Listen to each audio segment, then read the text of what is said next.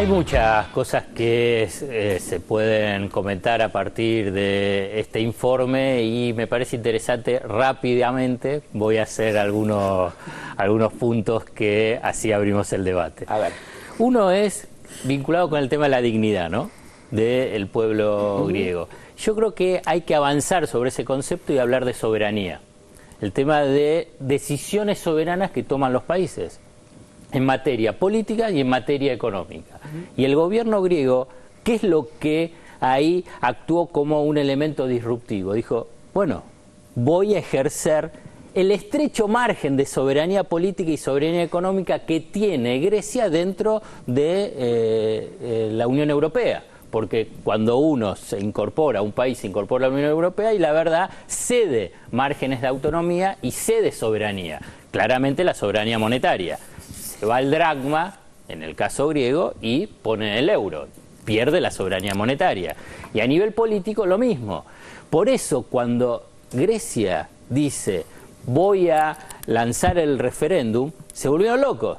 Le dijeron, no pueden hacer. ¿Qué es lo que significa? No pueden instrumentar un referéndum. Ustedes no tienen soberanía, no tienen soberanía política. No importa lo que el pueblo decida. Exactamente. Y la rebeldía de Tsipras dice, bueno, dentro de los estrechos márgenes, porque dice, yo no salgo de la eurozona, no salgo de la Comunidad Europea, dentro de los estrechos márgenes, dice, bueno, quiero ejercer la soberanía política y lo traslado al pueblo, que diga, quiero el ajuste, no quiero el ajuste. Bien. Eso es muy importante, porque se está discutiendo también en Argentina, porque todo lo que estoy diciendo uno puede trasladar ese debate a la Argentina con sus particularidades. En Argentina también se discute el tema de la soberanía, se discute el tema de la soberanía económica cuando se negocia o se enfrenta a los fondos buitres. Cuando dicen que hay que pagar a los fondos buitres, dice, yo no quiero tener soberanía económica. Digamos, dice, bueno, me subordino a los dictados de las finanzas, que en este caso está liderado por los buitres. ¿Qué es lo que dice Tsipras? Yo no me quiero subordinar a la lógica de las finanzas que dice hacer el ajuste sin reestructuración de la deuda. Porque la verdad, y ahí salto un poquito al caso griego, Tsipras estuvo cediendo en la negociación. Esto es un elemento importante. Estuvo cediendo en las negociaciones. ¿Qué es lo que dice? Bueno, voy a subir el IVA. No voy a ajustar tanto el gasto militar, que esto es un elemento central que hay que decir que Alemania no quiere que baje el gasto militar. ¿Por qué? Porque es el gran proveedor de armas a Grecia. Pero pide, ¿qué es lo que pedía? Bueno, me tienen que dar aire. ¿Cómo es dar aire a nivel financiero? Bueno, una reestructuración de la deuda. ¿Una quita implica eso también? Y los alemanes dijeron no. Porque cuando hablamos de la troika, todos dicen, bueno, la troika, porque está buena la palabra troika, hablamos Fondo Monetario Internacional, Banco Central Europeo, la Comisión Europea, es Alemania. Vamos a ponerlo porque eso es. Alemania es la potencia en Europa, es la potencia hegemónica en Europa y subordina a todos en relación a sus políticas ortodoxas. Entonces, esto es un punto importante. ¿Qué es lo que sorprendió del resultado? 60-40. No lo esperaban. ¿Pero por qué? Porque ahí, tanto el poder político como el pueblo ejercieron un poquito de su soberanía, cosa que no pueden entenderlo los que tienen el poder hegemónico, porque dice, eso no va. El debate sobre la soberanía. Por eso cuando se habla de los buitres en Argentina, como en otros casos, no lo pueden entender, y lo llaman populismo en forma despectiva, es que pueblos, que gobiernos quieran ejercer un poquito de su soberanía política y económica dentro de los estrechos márgenes que da la globalización, y una globalización dominada por las finanzas globales, o sea, por los bancos. Eso hay que entenderlo, digamos, no es que está aislado y no tenés limitaciones. Ahora bien, ¿qué gobiernos enfrentan esas limitaciones? Y entonces ahí aparecen los denominados populismos, que simplemente, porque fíjate, ninguno rompe. Argentina no rompió. Argentina no rompió con el mundo, no rompió con los bancos. El capitalismo. No rompió, por eso, no rompió. Y Tsipras no rompe.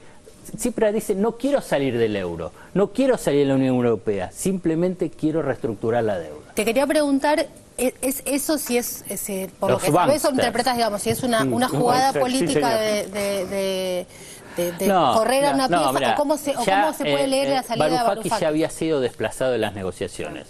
Digamos, precisamente como esa cuestión que yo les decía de Tsipras, de ceder, de negociar, porque la verdad, cuando se dice ceder, se estaba negociando y Sí, Tsipras sí. negociaba. Entonces, Varoufakis era un elemento molesto en esa negociación. Entonces lo desplazó por el actual ministro de Economía, que a la vez, hace un mes, estaba en la mesa de negociación. Y yo creo, digamos, desde aquí, desde Buenos Aires, como análisis, es parte de esta cosa. Te das cuenta, bueno, te saco al ministro, sigamos negociando. Claro. Porque si no, ¿qué es lo que iba a decir? Vos fíjate que la primera respuesta que vino de Alemania es: con Grecia no negociamos, no importa lo que haya salido con el referéndum. Y acá hay otro elemento que me parece importante para, digamos, siguiendo un poco el tema de sacar los miedos, el tema del default. Digamos, amenazan diciendo: Grecia quiere declarar el default y esto para los pueblos es terrible.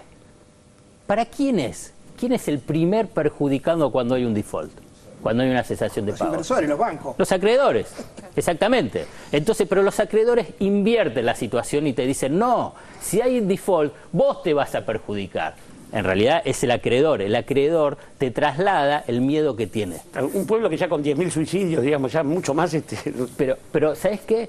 ¿Qué cosa peor pueden tener los pueblos, o los países, o las economías, cuando están ya en una situación de cesación de pago? Fíjate, digamos, numeritos rápido. La deuda griega es el 170% de su Producto Bruto Interno, anual. El Producto Bruto Interno es la generación de riqueza en un año de bienes y servicios. Fíjate, es 170%, una vez con 7 respecto a lo que genera la riqueza en un año. O sea, es impagable. Y esa situación ya te llevó 25% de desempleo, 60% de desempleo juvenil, 25% de la caída del Producto Bruto Interno en estos 5 años. A ver, ¿qué cosa peor puede haber ya? Si el ajuste es lo que te está hundiendo, no el default. El default es, en última instancia, la forma de poder salir de la crisis. Argentina, cuando declara el default, empezó la recesión, que se transformó en la recesión más prolongada de la historia económica moderna de Argentina, que duró 4 años, desde agosto de 1998 a agosto del 2002. El default liberó recursos. Digamos, a ver, cuando un país declara un default, y yo no digo que sea bueno, no es que, bueno, qué alegre declarar el default. Cuando un país declara el default, o sea, la cesación de pagos, le sobra la plata. ¿Por qué? Porque ese dinero, ¿a dónde iba antes? Al acreedor. Ahora pasa a tenerlo y le permite tener políticas expansivas o, en todo caso, intentar políticas expansivas, que es lo que pasó en Argentina. Entonces después... Los economistas ortodoxos se espantan ante esa posibilidad. Pero porque mienten, porque te instalan, no quiero insistir, pero porque es parte de la lógica, te instalan el miedo. Te instalan el miedo, ¿para qué? ¿Para qué te instalan el miedo?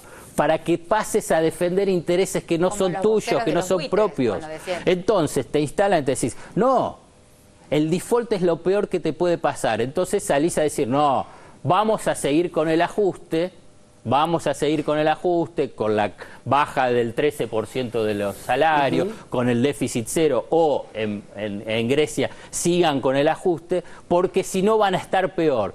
Cuando se ha demostrado en América Latina, con Argentina como el gran paradigma, y en Europa ahora, en estos últimos 6 años, que las políticas de ajuste, las políticas ortodoxas, las políticas neoliberales son un fiasco y han fracasado en función al bienestar general. No han fracasado para los acreedores, no han fracasado para los bancos. Vos fíjate que la reestructuración de la deuda, que cuando ahí sale el Español u otro ahí que decían, bueno, como que ya hubo una reestructuración de la deuda en Grecia, es cierto. Pero esa reestructuración de la deuda, que fue hace 3 años, más o menos, era para el riesgo de la deuda griega. En ese momento lo tenían ¿quiénes? Los bancos alemanes, los bancos franceses fundamentalmente, y también los bancos de Estados Unidos, ¿no? Entonces hicieron una reestructuración de la deuda para que estos bancos no tengan el riesgo de la deuda griega y pase a estar en cabeza del Fondo Monetario Internacional, del Estado griego y del Fondo Financiero Europeo. Un blindaje europeo, digamos. Claro, pero ¿te das cuenta? Entonces, eso fue la reestructuración de la deuda. La semana previa, la campaña que había de miedo, decían que, entonces, Grecia quiere salir del euro, cosa que era mentira. Tsipras no quiere salir del euro. Quiere salir de la Comunidad Europea. Tsipras no quería salir de la Comunidad Europea. Todas las grandes agencias internacionales de finanzas, Reuters, Bloomberg, los grandes diarios Financial Times, los grandes líderes los grandes digo por su exposición pública de Europa, diciendo: no, tengan cuidado, si gana el no, esto va a ser un desastre. Hay un elemento adicional para entender, digamos, el tema de este ejercicio de la soberanía política y económica de Grecia y por qué el 60%, ¿no? Porque el 60% es un porcentaje muy elevado, teniendo en cuenta a lo que se enfrenta, sí, claro, a lo que se enfrentó Grecia y a lo que se enfrentó Tsipras, digamos. Y hay un aspecto, un concepto que yo llamo lo que es el umbral de tolerancia. Los pueblos tienen también umbrales de tolerancia. Digo, bueno, hasta acá llegué, digamos, claro. ¿Cuánto más? Digamos, el que, como antes les dije, el 25% de desempleo, 60% de jóvenes, bueno, llega un hartazgo de lo que es la política de ajuste. Y en Argentina pasó lo mismo. En Argentina, ¿y por qué estalla? Porque ya el ajuste permanente y que llegó a tocar el tema del corralito, llegó a ese umbral de tolerancia de los pueblos y ahí hubo una rebelión en Argentina frente a esas políticas de ajuste. El umbral de tolerancia te lo dio el tema de la recesión. Vos fíjate, fueron 4 años y en Grecia fueron 5. Pero hay una diferencia y también ahí estaba en el informe y es importante marcar, porque dice, bueno, Argentina y Grecia es lo mismo. Lo que está pasando es lo mismo. ¿Saben que no? ¿Saben que no? Hay instrumentos que son similares. Uno dice, pero ¿cómo decís que no si está el corralito? Nosotros tuvimos corralito, ellos tienen corralito, o sea que es lo mismo.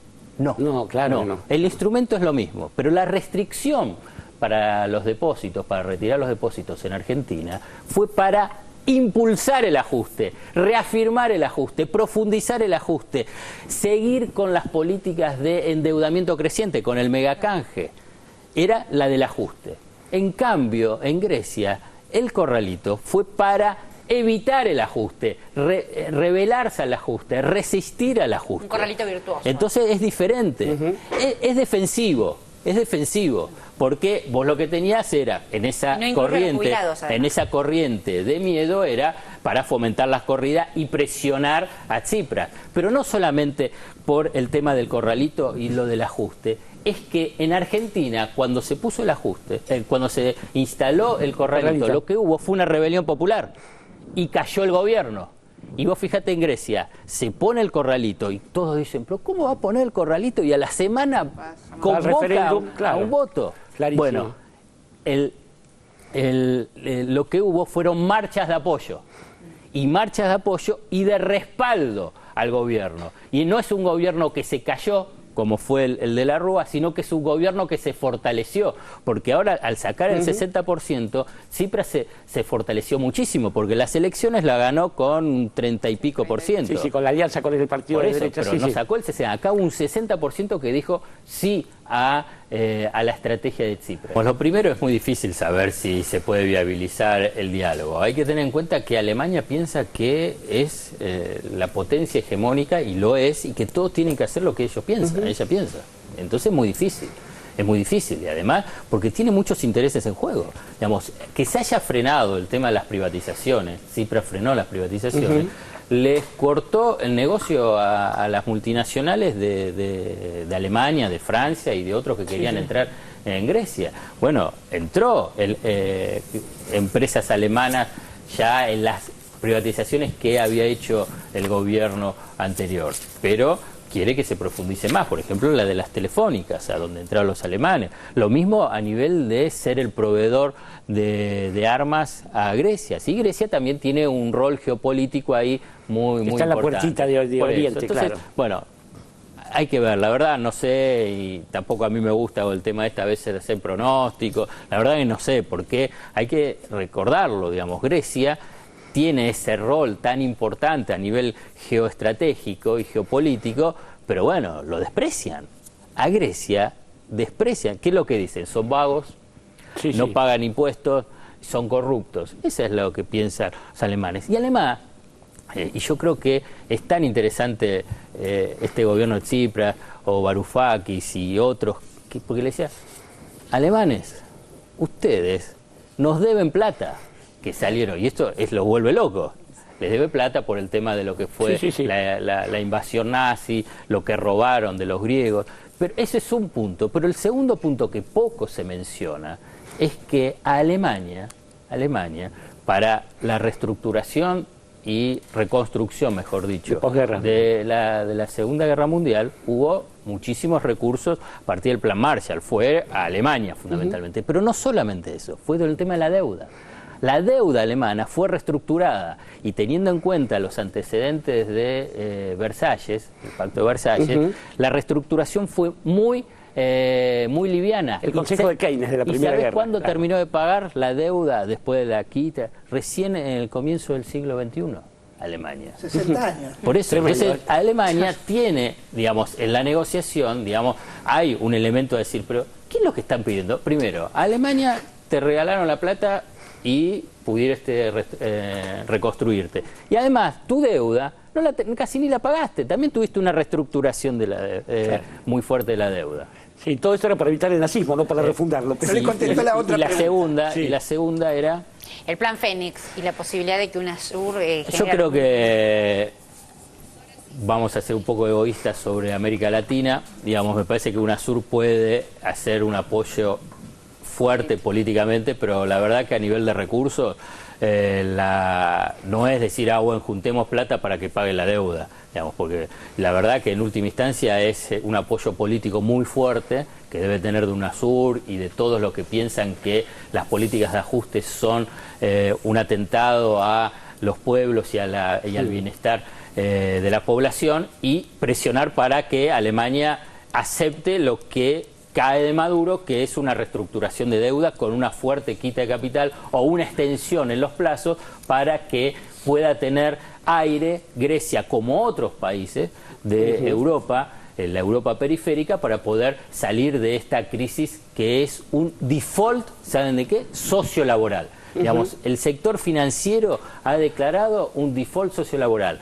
digamos, para que sea una situación de marginación y de generación de pobreza. Y por último, porque la ficha del dominó de Grecia es el más chiquitito, pero después, si cae Grecia o si hay una reestructuración importante para Grecia, siguen las otras fichas. Portugal, España, Italia, Francia.